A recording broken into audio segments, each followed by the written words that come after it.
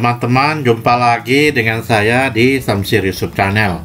Video kali ini saya ingin mengajarkan kepada teman-teman semua, yaitu analisa yang sangat sederhana menggunakan MetaTrader 5. Karena indikator ini hanya ada di MetaTrader 5, MetaTrader 4 tidak ada. Jadi nama indikatornya adalah, kita pilih di sini huruf F, lalu kita ke trend, lalu kita ke ini ya, triple exponential moving average. Jadi dia triple ya, bukan moving average biasa kayak gini ya. Nah nih, ini moving average biasa. Kalau ini triple, kita harus menggunakan yang triple-nya ya. Jadi triple moving average ini hanya ada di MetaTrader 5, MetaTrader 4 nggak ada. Kita cukup menggunakan dua garis moving average. Pertama di sini saya menggunakan garis merah ini ya. Garis merah ini adalah 20. Nah, ini periodenya 20, yaitu triple exponential moving average. Apply to close. Ya, ini biasa aja. Lalu kita oke kan. Lalu satu lagi, saya menggunakan parameternya adalah 50 periodenya. Ini warnanya hijau. Apply to close juga. Jadi cukup menggunakan dua saja. 21, 51. Dan sebaiknya kita padukan dengan osilator juga. Saya di sini menggunakan MACD yang sudah saya setting ini 493. Nah ini ya periodenya MACD ini 493. Lalu bagaimana kita mengeksekusi untuk entry? Setupnya gimana? Setupnya paling gampang teman-teman. Carilah untuk day trade, saya selalu menggunakan di M30 time frame-nya. Selalu carikan persilangan antara triple ini 20 dengan 50. Jadi kalau 20 dengan 50 telah bersilang, lalu kita tambah lagi untuk meyakinan, yaitu ada juga perpotongan antara garis MACD, yaitu dia telah memotong ke zero line bawah. Disitulah kita setup untuk sell. Ini tandanya di sini ya teman-teman ya. Nah ini saya kasih warna ini ya. Ini adalah sell. Lalu kita lihat di sini lagi. Ini sangat gampang, tapi hasilnya sangat bagus. Ini ya. Jadi jika terjadi crossing triple moving average ini, yaitu moving average 20 dengan 50, dan juga di bawah osilatornya telah berpotongan, yaitu garis MACD telah memotong ke garis zero line-nya. Disinilah setup kita untuk sell.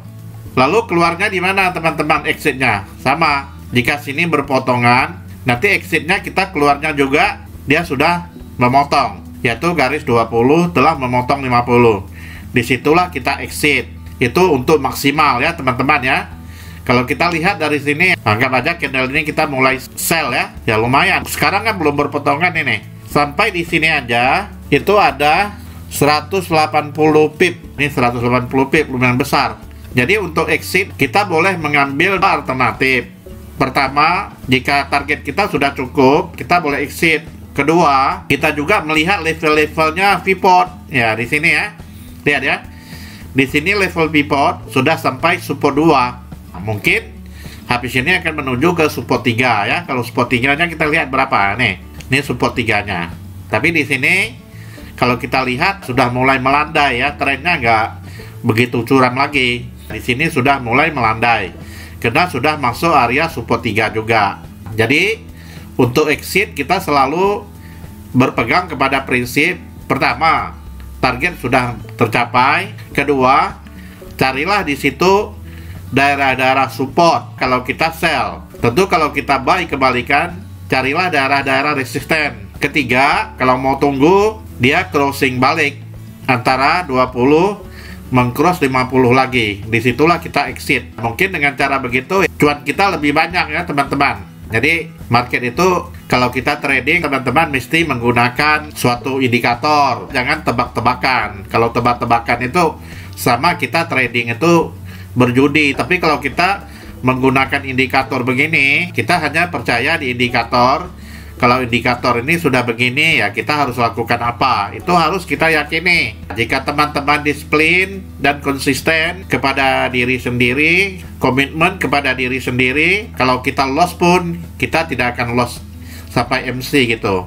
Karena loss kita juga kita batasi. Lalu namanya indikator tidak ada 100% akurat. Kadang ada juga terjadi sinyal bohong. Jadi teman-teman tetap harus mengatur MM. Contoh di sini, kalau di sini kita lihat kan, dia sudah memotong mau turun, tapi turunnya nggak jadi kan.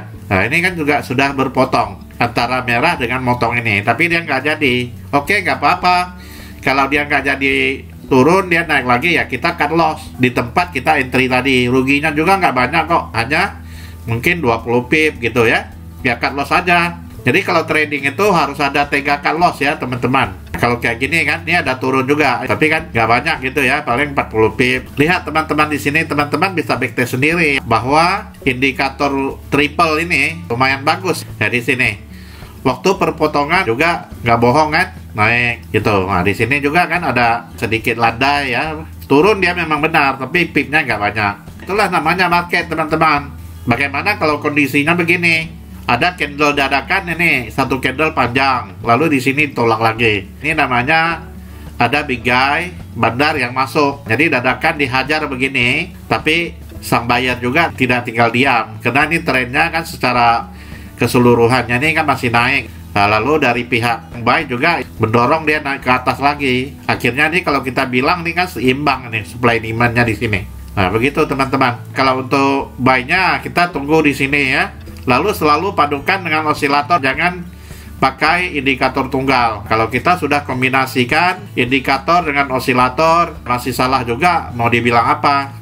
Memang kondisi market tuh begitu. Jadi kita sesuaikan aja. Kalau indikatornya menunjuk gitu ya kita jangan lawan. Yang sering itu kan kita trading yang bisa bikin rugi besar tuh karena sebetulnya kita nggak tegakan loss. Kita tidak tegakan loss dan kita tidak komitmen pada plan trading kita. Sebenarnya di situ dari awal kita sudah bikin plan bahwa kalau kita sudah rugi sekian, sudah kena di daerah support resistennya, kita harus exit. Nah kayak begini kan, ada support, ada resisten kan, kita harus komitmen gitu loh. Kalau kita buy umpamanya kan di daerah resisten ini, kita lihat tren masih kuat nggak. Kalau resisten 1 masih kuat, kemungkinan besar dia akan tembus ke resisten 2 dan ke resisten 3. Ini tidak ada teman-teman di bawaannya MetaTrader 5. Ini namanya custom indikator. Jika teman-teman ingin custom indikator ini, teman-teman harus bergabung di komunitas saya. Nanti akan saya berikan. Ini ada custom indikator. Ini bagus nih. Kalau mau lengkapnya itu ya, teman-teman, ada lagi namanya indikatornya supply demand.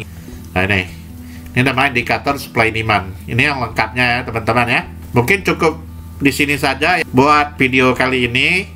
Jika teman-teman merasakan bermanfaat, silakan di-share ke teman-teman yang membutuhkannya. Dan jangan lupa ya di-subscribe video-video saya supaya saya akan bikin lagi video-video baru agar bisa bermanfaat bagi kita semua. Cukup sekian dulu ya.